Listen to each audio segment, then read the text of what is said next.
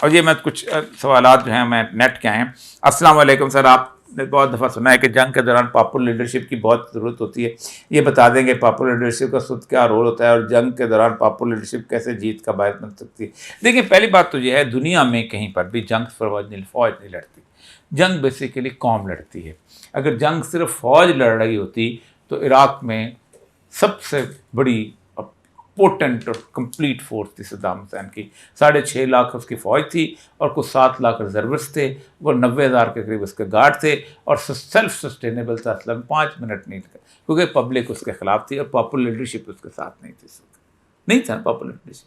اسی طرح چرچل کے بارے میں کہا جاتا ہے کہ چرچل جو تھا وہ اس نے جنگ عظیم دوم میں وہ ہیرو بنا ہوا تھا، حالانکہ اس نے پارٹی چینج کر لی تھی اور بہت برا سمجھا جاتا تھا، لیکن اس کو رہنے دیا کیونکہ یہ پاپولر لیڈرشپ ہے. یہ پھر جنگ عظیم اول میں جب ہارا، لوگ کہتے ہیں ہٹلر کو، کیونکہ ہمیں تو اصل میں چونکہ ہم گورے کے پیداوار ہیں، گورے کے، اس لیے ہم نے ہٹلر کو گالی دینی ہے.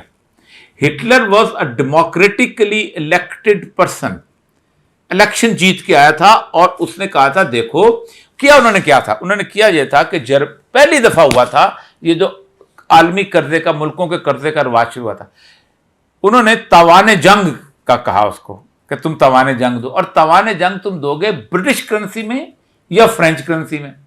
اب وہ بیچارے چیزیں بناتے تھے، پھر جا کے بیچتے تھے، پھر فرانس کی وہ خریدتے تھے یا برطانیہ کے خریدتے تھے. ٹھیک ہے، تو اس سے ہوا کہ ان کو اندازہ ہوا کہ یہ تو بڑا اچھا طریقہ ہے عالمی. اس سے پہلے انڈیویجول قرضے ہوتے تھے، ملکوں کے قرضے نہیں ہوتے تھے. انہوں نے کہا پھر قرضہ، پھر 45 میں جب ہوئی ہے وہ بٹن وٹ، تو انہوں نے نیشنل ڈیٹ کا سمجھ. تو انہوں نے حالت یہ ہو گئی تھی کہ ان کے لوگ ڈبروٹی لینے جاتے تھے، پوری جو ہے وہ ویگن بھر کے نوٹوں کی لے کے جائے. وہاں سے اٹھا تھا، اس نے کہا ہم نہیں دیں گے قرضہ، ہم کھڑے ہو جائیں گے. اب ہٹلر کے خلاف پوری دنیا اکٹھی ہو گئی تھی، تبھی تو ہولوکاسٹ پہ گفتگو نہیں کرنے دیتے. آج دیکھیں دنیا کے کسی ملک کے اندر فلسطینیوں کے حق میں جلوس نہیں نکالا جا سکتا. جی فرانس میں بین ہو گیا، دنیا میں، امریکہ میں بین ہو گیا. بھائی آپ نکال کے دکھائیں. اچھا، اب یہ بنیادی طور پر بنگلہ دیش میں پاپولر لیڈرشپ مرنا ساتھ نہیں، زنا میں شکست ہو گئی. ہم صرف وہی کہہ دیں کہ ساڑھے صرف 42 شیرا 540 مارے نا، تو ہم تو ترنا گاتے رہے نا بس. I recently watched a vlog on Armenia-Azerbaijan conflict which you were uploaded 3 years ago. In the end, this vlog you said the Turks will be eliminated because of their women. اچھا، یہ رسول اکرم سے حدیث ہے. آپ نے فرمایا کہ ترک اپنی 2 دفعہ اپنا آپ ظاہر کریں گے. ایک اس وقت ظاہر کریں گے کہ جب وہ سامنے آ کے قبضہ کریں گے اور بڑے واضح طور پہ. دوسری دفعہ جب وہ اٹھیں گے تو آپ صلی اللہ علیہ وسلم فرمایا کہ عورتیں ان کے ساتھ ہوں گی، اور وہ پھر اس کے بعد کہا کہ یہ آخری ہوگا اس ختم میں. جو حدیث کی پوری ملمت الکبریٰ کی آخری حدیثیں ہیں، اب تو وہ واضح ہوتا جا رہا ہے. وہ خراب عمران البیت المقدس خراب الجسرت خروج الملحمہ، کہ بیت المقدس جب آباد ہوگا، جب سینٹر اسٹیج بنے گا، جب دنیا، تو مدینہ اس قابل نہیں رہے گا کہ لوگ وہاں رہ سکیں. تو اسی میں کہتے ہیں کہ ایک شخص جو ہے وہاں سے بھاگ کے، بعض لوگ امام مہدی کہتے ہیں، کہیں امام مہدی کا لفظ ہے کہیں نہیں آیا. ٹھیک، ایک شخص وہاں سے بھاگ کے وہ مکہ آ جائے گا، تو مکہ میں لوگ اکٹھے ہوں گے، تو مکہ میں اس بندے کے ہاتھ بیعت ہو جائے گی اور زبردستی بیعت ہوگی. تو اس بیعت کے بعد جب پتہ چلے گا کہ یہ بندے کے گرد لوگ دوبارہ اکٹھے ہو گئے ہیں، ظاہر بات ہے کوئی نون آدمی ہوگا، تو شام میں جو حکمران ہے وہ اس کے خلاف ایک لشکر بھیجے گا، اور وہ لشکر جو ہے بیضا کے مقام میں دسا دیا جائے گا. جب وہ دسایا جائے گا تو پھر اس کے اوپر ہوگا یہ کہ پتہ چلے گا کہ یہ واقعی مہدی ہیں، تو خراسان سے، یعنی افغانستان سے لوگ مدد میں جائیں گے. اس دوران بہت بڑی جنگ میں ترک جو ہیں وہ قبضہ ہو چکا ہوگا.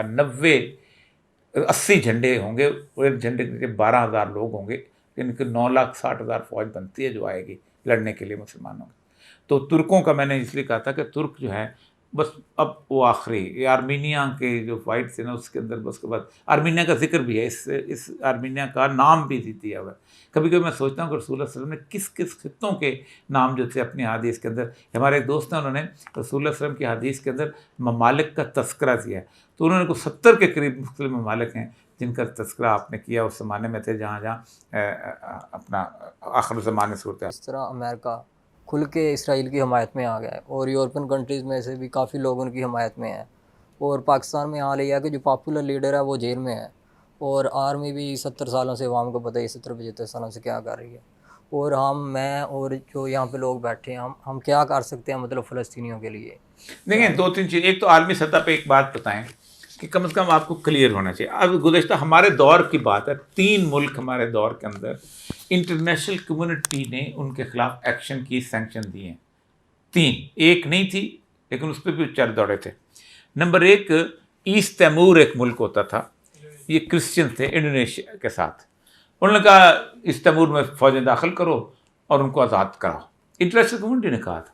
آسٹریلین فوجیں سب سے پہلے داخل ہوئیں، پھر اس کے بعد باقی فوجیں آئیں ان کا.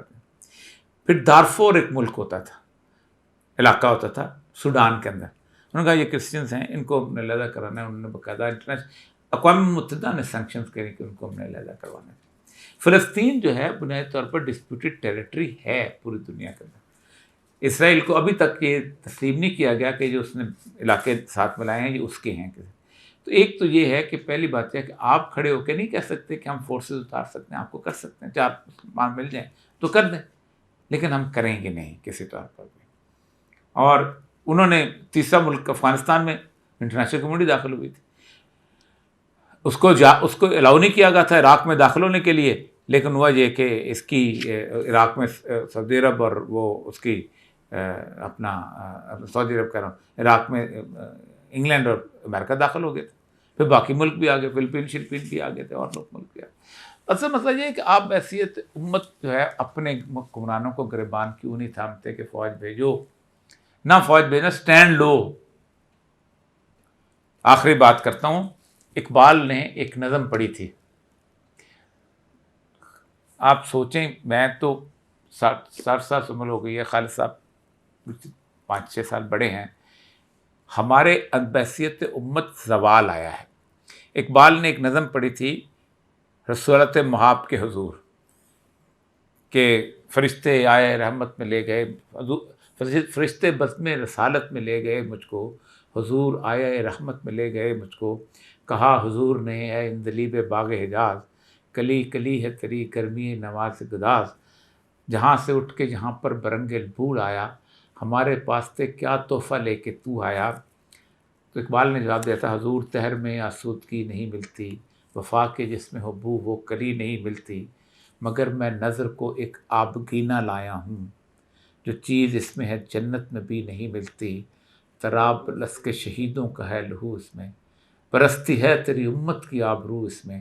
طرابلس کے ہے شہیدوں کا ہے لہو اس میں. کہتے ہیں اسلامیہ کالج سول لائنز میں مجمع میں جب اقبال نے یہ فقرہ بولا تھا تو مجمع تھاڑے مار کے رو پڑا تھا. ہر ایک کو پتا تھا کہ طرابلس میں کیا ہو رہا ہے.